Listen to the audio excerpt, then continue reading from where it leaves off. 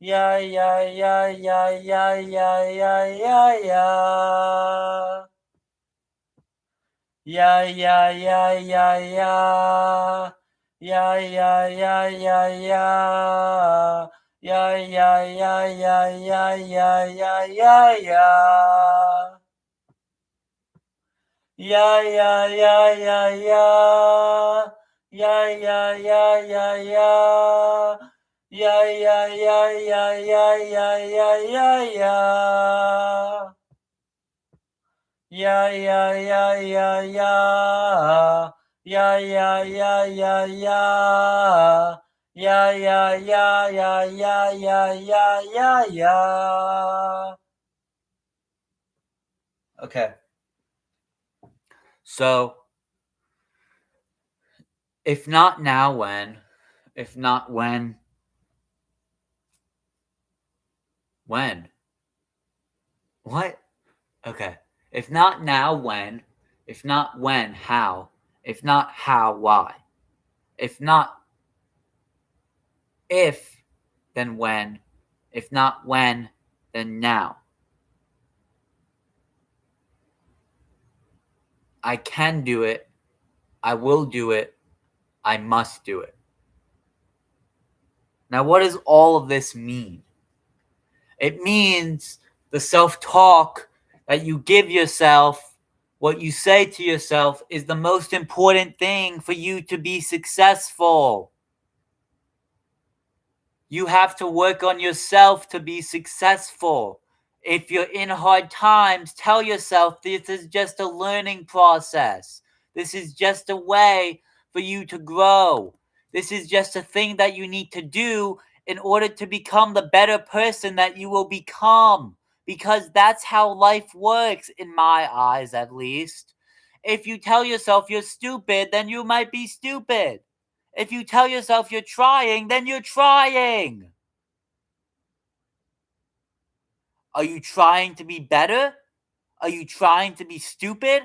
That's all up to you. You control your life. As much as you want to say other people control your life, at the end of the day, you choose when to go to sleep. You choose when to get up after you wake up. You choose when to daven, and you choose when to rap tefillin, and you choose when to keep Shabbat. You choose what to eat, and you choose when to sleep, and you choose what to do throughout your day. You control your life. So you control the hardships that happen. And if it's out of your control, then it's not your problem. Have a good day. Stay blessed. Stay happy. And be able to control your life in such a way that the things around you just fall into place and the things around you become understood. I didn't know what I was going to say last. But yeah. So there's many ways that you can approach this. There's many things that can happen along the way. But don't let it stop you. Don't let it become you. Don't define the situation as this bad or hardship or unexpected time. Make it a blessing. Make it a way of life. There's a guy, he was asking the same question. He was asking, what's the title again? He was in a tough time and he was noting this. He was like, here, let me bookmark. He was like, Rabbi, I'm trying my best to find a job and make money and be the person that I want to be. I've been studying so much and trying to make money, but I can't do it. And the rabbi's like, well, son, how are you paying for yeshiva? This is such a prestigious yeshiva, and you're learning all these wonderful things. What do you mean you can't find your life? You have so much knowledge. Go find a wife. Go find a job.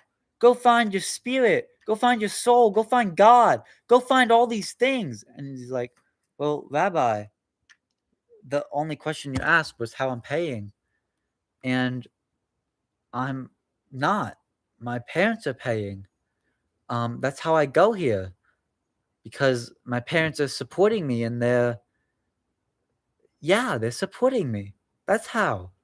And the rabbi was like, well, I don't know what to tell you. I wish the best for you. I wish you blessings. And then the guy who's talking to him says, well, Rabbi, the thing I wanted to ask you was I saw this guy selling watermelon and his watermelon was really good, I have to say. It was a kosher, beautiful, nice red watermelon. And he was screaming, Yalla! Come get my watermelon! It's fresh! Yalla! Get it now! Get the watermelon! Yalla! And people were rushing over to get the watermelon, and he was making so much money. I saw him sold $50 worth of watermelon. The cops closed off the exit sign of the road, so people were forced to get watermelon. It was beautiful. And I was wondering, how can this person selling watermelon make more money than me? And of course, I'm not trying to compare. I just want to know. And the rabbi, he understood. And he said, well, understand that this guy selling watermelon, he didn't have the support like you had. He needed to sell his watermelon to make a living and to feed the people and himself while you are learning and you don't need these money and this other stuff because you have support. And you should be content with what you have now because other people don't have it while working on yourself and doing what you need to do. The moral of the story is Hashem gives you what you need at the right time, and He will show you what you need until the end of time. They say you read it every time you bench, and I realized benching isn't like BENCH, it's BENTCH, which is kind of cool. But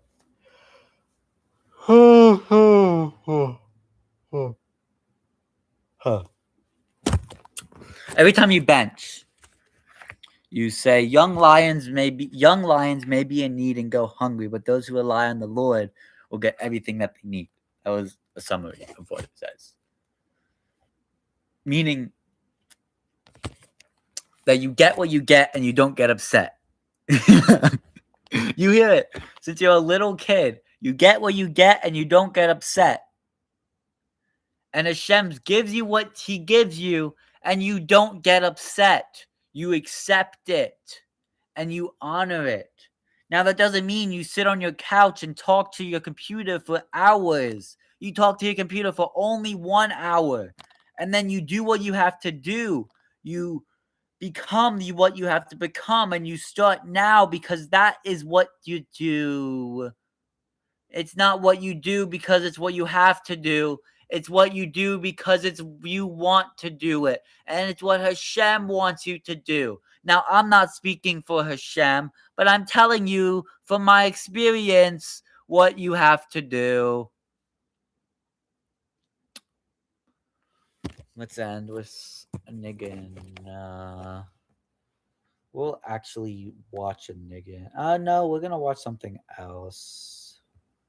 entire screen.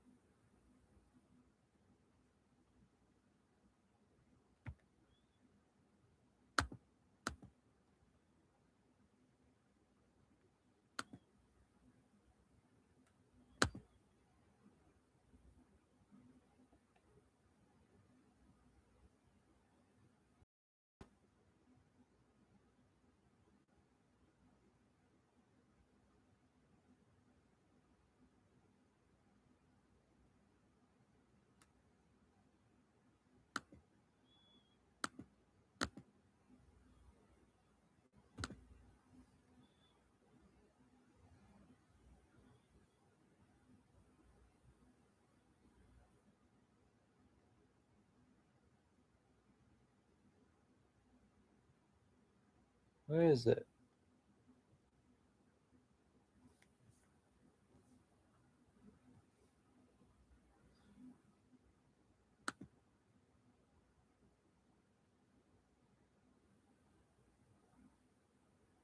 What's that? Oh gosh.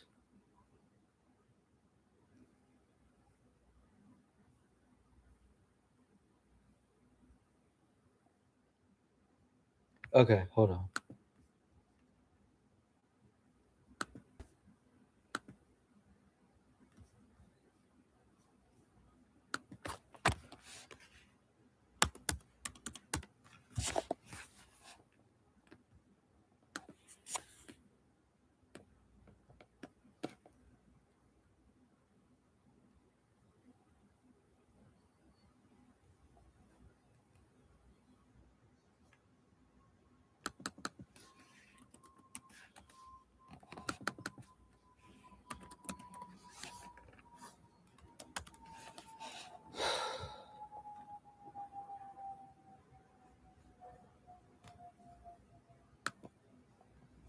Gosh.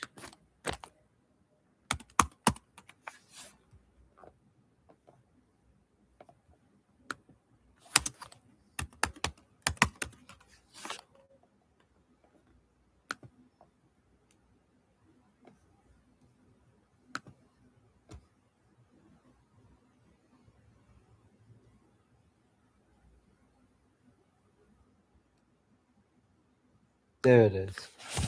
Finally.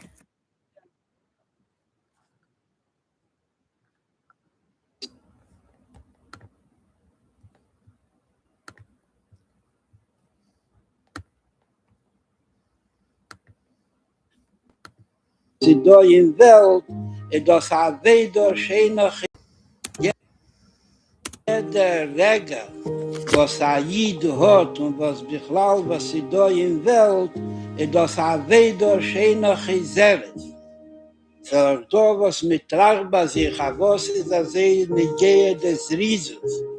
Allah es kama, mit sagten noch, a Teif verchel, a Teif und Stier soll sein, chappen, als was kommt, unter den Hand, a Jinyonen von Teif und Gedusche. There seemed to be a criticism of certain aspects of the Jewish religion in terms of its approach to women. And I remembered my grandmother very clearly, we're very close, as very traditional Jewish woman in terms of her religious observance, but yet she was so highly respected. And she had such a respected place in the family and the community. So I didn't feel that it was a conflict. The Rebbe loved the article. He said this has to be a book. Probably you kindly got to write a book of the memoirs about your Niguns. Yes. What happened to the book? Well, I'm doing some things in that direction, which I'll inform you as it goes along. It takes you too long yet. You're right. You have much more things to do after you finish that. Jeder Regel hat sich in ihrer Welt. Punkt, als wie mir so, kol jene wie jema, wie David ist, in dem Tag Gufe, ist kol Show hat sich in ihr Ziel mit ihrer Welt. I was ist der Poplegen nach später, da ich auf Kia saß, mit kommen der Regische Nachlese, ist halbweise, soll demol Popt und David, was verbunden mit dem zweiten Weg. The man had a very strong influence on people. I sat down for the next year. I did nothing but try and write about my grandmother. It did lead me into many other fascinating, productive avenues. I went to Detroit about business negotiations, and the subject, not of my instigation, turned to religion. There was one person there who was asking all sorts of questions about tefillin. I said, obviously you've got a particular interest in tefillin. So he said, no, I don't put on tefillin. I said, you should. So he said, if you'd like to be at my bakery at 6:30 in the morning and you bring tefillin, I'll put them on. I went amongst the sacks of flour. He put on tefillin. So when he'd finished, I said to him, why don't you do it regularly? So he said, to tell you the truth, I don't possess a pair of tefillin. It's not one of my priorities in life. If someone would give me a pair of tefillin, I would put them on regularly. So I said, well, I'm going to be back here in about 6 weeks' time. When I come back, if I bring you a pair of tefillin, I'd be happy to give them to you and put on. I flew into New York and I wrote a note into the Rebbe about the business negotiations, about the incident with the tefillin, about the business he gave a bracha, about the tefillin. He said, do you think that it's right that a Jew who's put on tefillin maybe for the first time in 20 years yesterday should wait 6 weeks for you to bring him a pair of tefillin? Wie bald das angekommen die Idee, am darf tun a Fiulo Plenis, a Pula Misuyemes, und wir konnten das tun, is unter damals recht, als ihm lei Achshaver, wer das getoppt und bescheiter Chode, berige Chode, bei Kore Mamosh, weiß man nicht, sehr seiner zweite Gelegenheit, wenn wird das können tun. So I went to Sefer, I bought them, and then I phoned American Airlines, and they had a flight going which I could put the tefillin on. I got a bocher to drive me to LaGuardia to deliver the tefillin to American Airlines. And then I waited until I heard that the guy had put on tefillin. Jeder Regel hat jeder Ried bekehrt, in Jonim Nifloim, und in ganzen Bekeichen, als soll reisnehmen, wie die in Jonim Nifloim stehen bekehrt. Und soll reisbringen mit Pev. Okay. Sefer als Kinder im Winter. Ja, Winter. Ja. Das ist Sefer. Ja, Of the Random House of the Simon Schuster. Okay. Yeah.